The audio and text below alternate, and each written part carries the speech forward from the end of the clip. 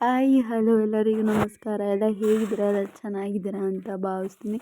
And ಬೆಳಗ್ಗೆನೇ ಎಲ್ಲ ಪೂಜೆ ಮಾಡಿ ಎಲ್ಲ ರೆಡಿ ಮಾಡಿ ದೇವಸ್ಥಾನಕ್ಕೆ ಹೋಗಿ ಅಲ್ಲೂ ಹೋಗಿ ಪೂಜೆ ಮಾಡಿಸ್ಕೊಂಡು ಆ್ಯಂಡ್ ಬಂದ್ವಿ. ಬಂದಾದಮೇಲೆ ನೈಟು ಮ್ಯಾಚ್ ಇತ್ತು. ಮ್ಯಾಚ್ನ ನೋಡಿಕೊಂಡು ಕೂತಿದ್ದೆ. ಆ್ಯಂಡ್ ಮ್ಯಾಚ್ ಚೆನ್ನಾಗಿ ಆಡ್ತಿದ್ರು, ಆದರೆ ಯಾಕೋ ಗೊತ್ತಿಲ್ಲ ಸೋತೋಗ್ಬಿಟ್ರು. ಯಾವಾಗಲೂ ಅಷ್ಟೇ ಅಲ್ವಾ, ಆಡ್ತಾರೆ, ಫೈನಲ್ಸ್ ಬರ್ತಾರೆ, ಸೋತೋಗ್ಬಿಡ್ತಾರೆ. ಈ ಸತಿ ಏನೋ ಪ್ಲೇ ಆಫ್ ಬಂದಿದ್ರು ಅಂತ ಸಿಕ್ಕಾಪಟ್ಟೆ ಖುಷಿಯಾಗಿತ್ತು. ಆ್ಯಂಡ್ ಆದರೂ ಬ್ಯಾಡ್ ಲಕ್ ಅಂತಲೇ ಹೇಳ್ಬೋದು. ಎಷ್ಟೇ ಸೋತರೂ ಏನೇ ಆದರೂ ನಮ್ಮ RCBನ ಬಿಟ್ಕೊಡಲ್ಲ ಅಲ್ವಾ. RCB ಇರೋಷ್ಟು ಫ್ಯಾನ್ಸ್ ಯಾರೂ ಇಲ್ಲ ಅನಿಸುತ್ತೆ. ಸಿಕ್ಕಾಪಟ್ಟೆ RCBಗೆ ಫ್ಯಾನ್ಸ್ ಇದ್ದಾರೆ. And better likes next time ಅಂತಲೇ ಹೇಳ್ತೀನಿ. ನೆಕ್ಸ್ಟ್ ಟೈಮ್ ಕಪ್ ನಮ್ಮದೇ ಅಂತ ಹೇಳ್ತೀನಿ. 172ಗೆ ಗೇಮ್ನ ಮುಗಿಸಿದ್ರು.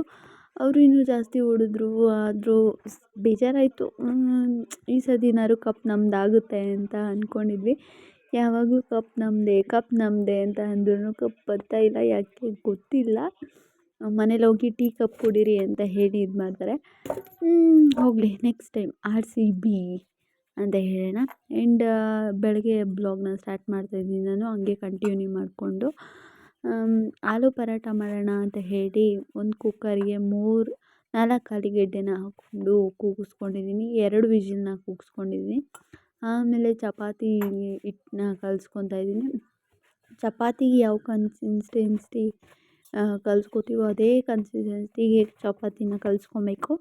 ಆ್ಯಂಡ್ ಸಾಫ್ಟಾಗಿರಬೇಕು ಚಪಾತಿ, ಆ ಥರ ಕಲಿಸ್ಕೊಬೇಕು. ನಾನು ಮಾಡ್ತಾಯಿರೋದು ಗೋಧಿ ಹಿಟ್ಟಿಂದ ಮಾಡ್ತಾಯಿದ್ದೀನಿ.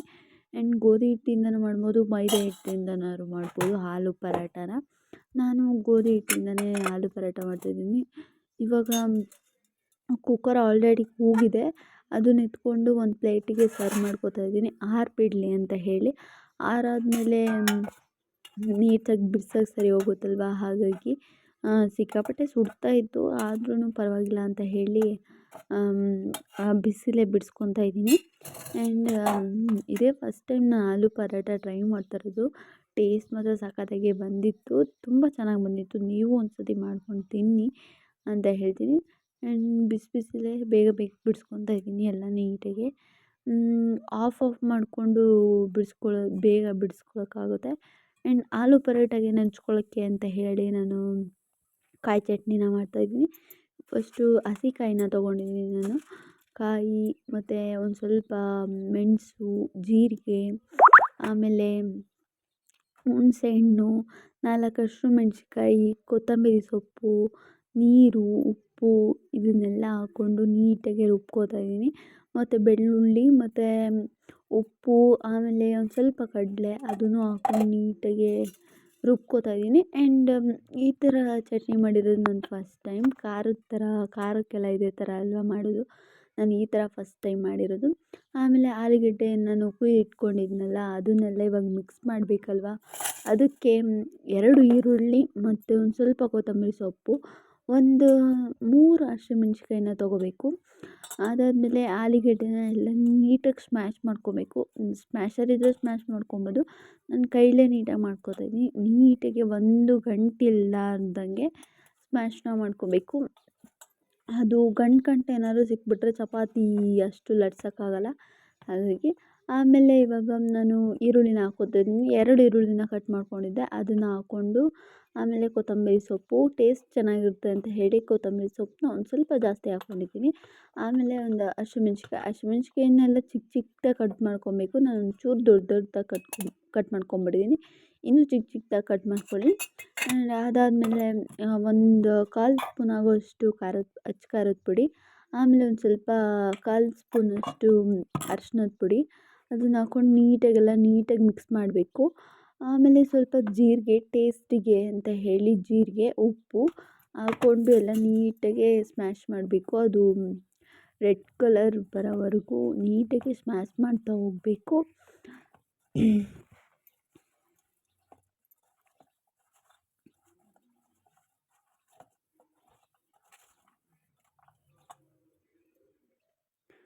ನೀಟಾಗೆಲ್ಲ ಮಿಕ್ಸ್ ಆದಮೇಲೆ ಇವಾಗ ನಾನು ಚಪಾತಿ ಹಿಟ್ಟನ್ನ ತೊಗೋತಾ ಇದ್ದೀನಿ.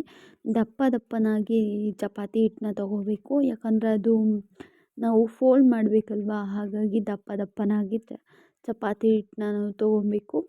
ಒಂದು ಬಾಲ್ ಇರುತ್ತೆ, ಚಿಕ್ಕ ಸೈಜ್ ಬಾಲು, ಆ ಥರ ಒಂದು ಬಾಲ್ ಸೈಜಷ್ಟು ತೊಗೋಬೇಕು ಚಪಾತಿ ಹಿಟ್ಟು. ಎಲ್ಲ ಫುಲ್ ಕವರ್ ಆಗಬೇಕಲ್ಲ, ಹಾಗಾಗಿ.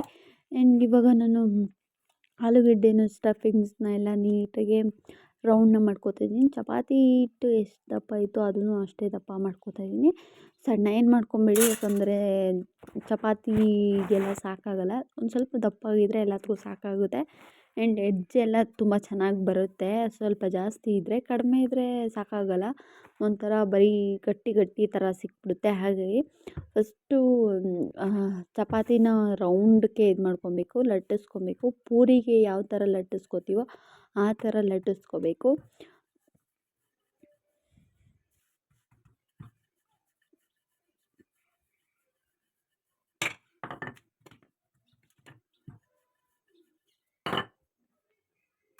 ಇಷ್ಟು ದಪ್ಪ ಇದ್ದರೆ ಸಾಕು, ಇಷ್ಟು ದಪ್ಪ ಇರಬೇಕು. ಯಾಕಂದರೆ ನಾವು ಎಲ್ಲ ರೆಡಿ ಮಾಡೋಕ್ಕೆ, ಸ್ಟಫಿಂಗ್ಸ್ ಎಲ್ಲ ನೀಟಾಗಿ ಕವರ್ ಮಾಡೋಕ್ಕೆ ಇಷ್ಟು ದಪ್ಪ ಆದರೆ ಸಾಕು. ಆ್ಯಂಡ್ ಎಲ್ಲ ನೀಟಾಗಿ ಕವರ್ ಮಾಡ್ಕೊಬೇಕು, ಒಂದು ಚೂರು ಹೊರ್ಗಡೆ ಬರಬಾರ್ದು, ಆ ಥರ ನೀಟಾಗಿ ಕವರ್ ಮಾಡ್ಕೋಬೇಕು. ಆ್ಯಂಡ್ ಇದೇನು ಮಾಡಿ ಅಂದರೆ ಲಟ್ಟಣಿಗೆಯಲ್ಲಿ ಒತ್ತಕ್ಕೆ ಹೋಗಬೇಡಿ, ಬರೀ ಕೈಯಲ್ಲೇ ತಟ್ಕೊಳ್ಳಿ. ಯಾಕಂದರೆ ಲಟ್ಟಣಿಗೆಲ್ಲ ಒತ್ತಕ್ಕೆ ಹೋದರೆ ಎಲ್ಲ ಈಚೆಗಡೆ ಬಂದುಬಿಡ್ತಿದೆ. ಹಾಗಾಗಿ ನೀವು ಕೈಯಲ್ಲೇ ತಟ್ಕೊಳ್ಳಿ. ನಾನು ಆದಷ್ಟು ಕೈಯಲ್ಲೇ ಎಲ್ಲ ತಟ್ಕೊಂಬಿಟ್ಟೆ. ಫಸ್ಟ್ ಒನ್ ಮಾತ್ರ ಲಟ್ಟಣಿಗೆಲ್ಲಿ ಮಾಡಿಕೊಂಡೆ, ಹಾಗಾಗಿ ಒಂಚೂರು ಕಿತ್ತೋಯ್ತು ಅಷ್ಟೇ. ಆದರೆ ಇನ್ನು ಮಿಕ್ಕಿದ್ದೆಲ್ಲ ನಾನು ಕೈಯಲ್ಲೇ ಎಲ್ಲ ಪ್ರೆಸ್ ಮಾಡಿಕೊಂಡೆ. ಕೈಯಲ್ಲೇ ಪ್ರೆಸ್ ಮಾಡೋದ್ರಿಂದ ತುಂಬ ಚೆನ್ನಾಗಿರುತ್ತೆ. ಆ್ಯಂಡ್ ಲಟ್ಟಣಿಗೆ ಪ್ರೆಸ್ ಮಾಡೋದ್ರಿಂದ ಎಲ್ಲ ಆಚೆ ಕಡೆ ಬಂದುಬಿಡುತ್ತೆ, ಸ್ಟಫಿಂಗ್ ಎಲ್ಲ ಮಾಡಿರೋದು ಆಚೆ ಕಡೆ ಬಂದುಬಿಡುತ್ತೆ. ಹಾಗಾಗಿ ಕೈಯಲ್ಲೇ ಪ್ರೆಸ್ ಮಾಡ್ಕೊಳ್ಳಿ. ರೊಟ್ಟಿ ಪ್ರೆಸ್ ಮಾಡ್ತೀವಲ್ಲ, ಹಾಗೆ ಕೈಯಲ್ಲೇ ಪ್ರೆಸ್ ಮಾಡ್ಕೊಳ್ಳಿ.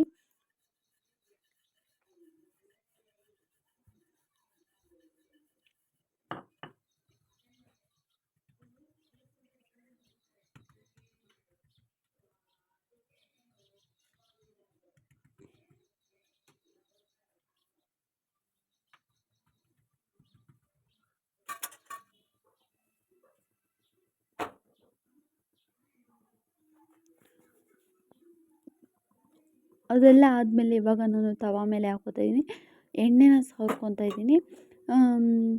ನೀಟಾಗೆ ನಮಗೆ ಒಂಥರ ಚಪಾತಿ ಹಿಟ್ಟು ಬಂದಿರುತ್ತಲ್ಲ, ಬೇಯಿಸ್ತೀವಲ್ಲ, ಅದಕ್ಕಿಂತ ಒಂದು ಸ್ವಲ್ಪ ಜಾಸ್ತಿ ಬೇಯಿಸ್ಬೇಕು. ಉಬ್ಬಿ ಬರಬೇಕಿದು, ಆ ಥರ ಬೇಯಬೇಕು.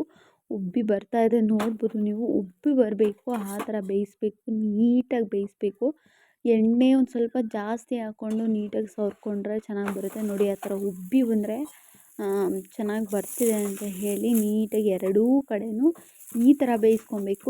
ಎರಡೂ ಕಡೆಯೂ ಬ್ರೌನ್ ಥರ ಬಂದಿದೆಯಲ್ಲ, ಆ ಥರ ಬರಬೇಕು. ಎರಡೂ ಕಡೆಯೂ ನೀಟಾಗಿ ಬೇಯಿಸ್ಕೊಂಡು ಇದು ಮಾಡಬೇಕು. ಆ್ಯಂಡ್ ರೆಡಿ, ನೋಡ್ಬೋದು ನೀವು ಯಾವ ಥರ ಲುಕ್ ಕಾಣಿಸ್ತಿದೆ ಅಂತ ಹೇಳಿ.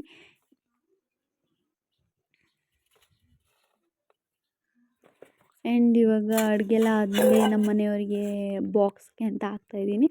ಅವರು ಡ್ಯೂಟಿಗೆ ಹೋಗಿದ್ರಲ್ಲ, ಹಾಗಾಗಿ ಅವರಿಗೆ ಬಾಕ್ಸ್ ಅಂತ ಹೇಳಿ ಹಾಕ್ತಾಯಿದ್ದೀನಿ. ಆ್ಯಂಡ್ ಟೇಸ್ಟ್ ಮಾಡಿದ್ರೆ ಸೂಪರಾಗಿತ್ತು ಅಂತಲೇ ಹೇಳ್ಬೋದು. ನೀವು ಒಂದು ಸತಿ ಟ್ರೈ ಮಾಡಿ ಹೇಳಿ ಹೇಗಿತ್ತು ಅಂತ.